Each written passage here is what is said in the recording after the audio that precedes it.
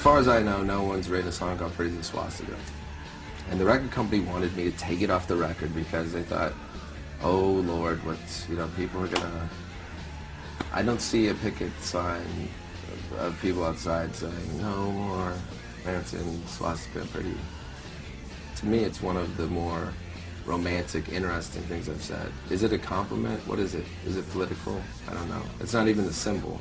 So when they said that, I tolerated them. And then they inspired me to really get to the heart of the matter.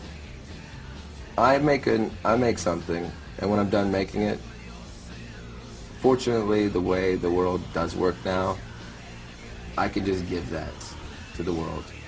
What comes in a plastic box and is in a store, I don't give a shit what that is. They can change that, they can do whatever they want. If they're allergic to money and they don't want to, whatever. So, no swastika, I said, okay, pretty as a dollar sign. Because that's their fascism now. I mean, there's nothing more fascist now than money. Everyone knows that, everyone gets it. They essentially wanted to create a new curse word. I wasn't using a symbol, then they tried to say, well, for sure, Germany won't tolerate it. Well, no disrespect, and I love to say no disrespect, because you can say no disrespect, but you're a cocksucker. It's like it's a free, no disrespect, but go fuck yourself. No disrespect, but in Germany, swastika is an American word. It's a totally different word there. So go fuck yourself and all that.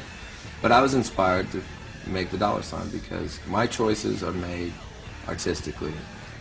Their choices are made financially. So they actually allowed me to make a greater statement. Because initially the statement was made personally. I woke up one morning next to a girl that had black hair, red lipstick, and pale skin, and I said, you're as pretty as a swastika. And then that seemed charming enough for her to perform, I wouldn't say unspeakable acts, we know what they are. You know what I'm not saying? So if that works, why can't it work for the rest of the world? Who's the Nazi? It's trying to censor me. Whatever the case, I'm not trying to be shocking. I'm trying to be Marilyn Manson.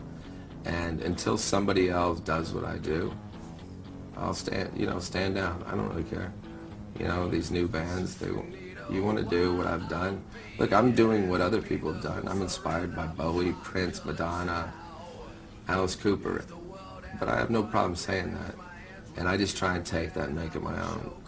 Salvador Dali said something along the lines of, anyone who doesn't steal and make it their own isn't an artist. Nothing new exists under the sun. There's only new ways to destroy what already exists. And as an artist, you create things. And sometimes in creation, you destroy things, and it's just being conscious of that. And I almost gave up music because I was so annoyed and frustrated by the fact that I couldn't handle being objectified as a piece of product that exists in a store, and not in the way like, woe is me, just in the way that I'm sick of breaking my heart that I have to censor myself for this CD that goes into a store that sells firearms, but has a problem with, me saying fuck.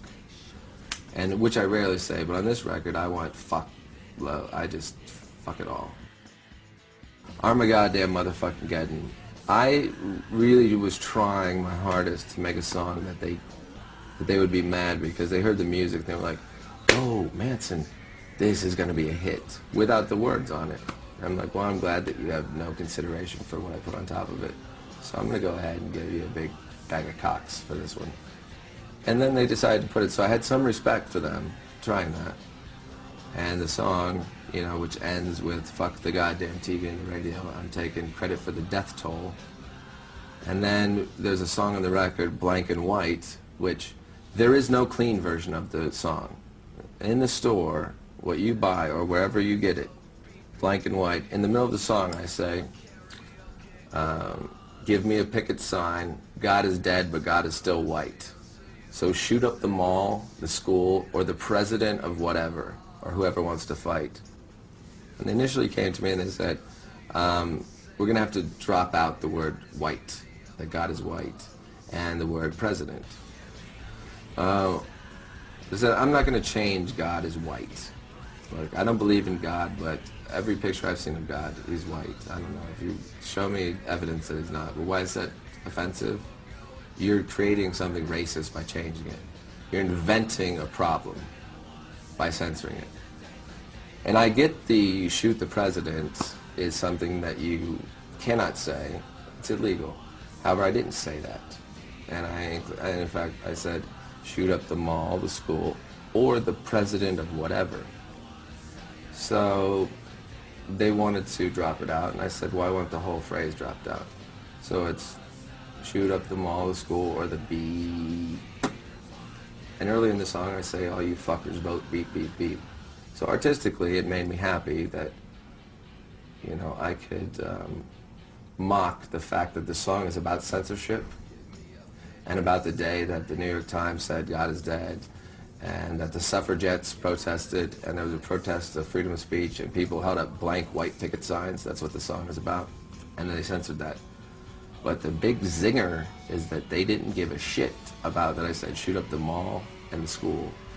And then 2 or 3 days ago, some 8th grader adds more to my greatest hits of school shootings that I get blamed for. So, who's the smart guy now? I don't know. You know, I don't advocate it. I get blamed for it. If I get blamed for it, I should at least get like some sort of medallion or a Grammy or something. I don't know. I just get death threats and blame and sex.